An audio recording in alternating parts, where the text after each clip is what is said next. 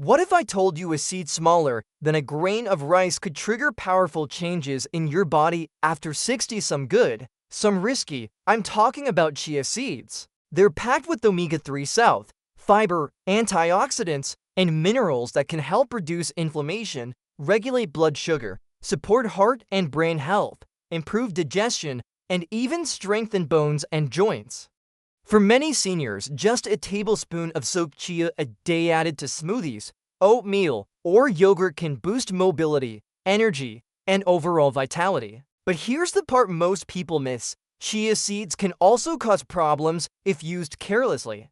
Eaten dry, they can swell in your throat or gut, creating dangerous blockages, especially if you have swallowing issues or don't drink enough water.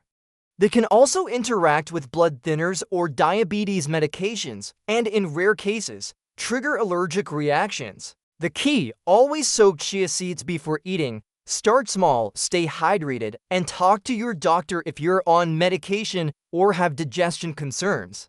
Tiny seeds, big impact. Handle them wisely, and they can be a powerful ally in your health after 60.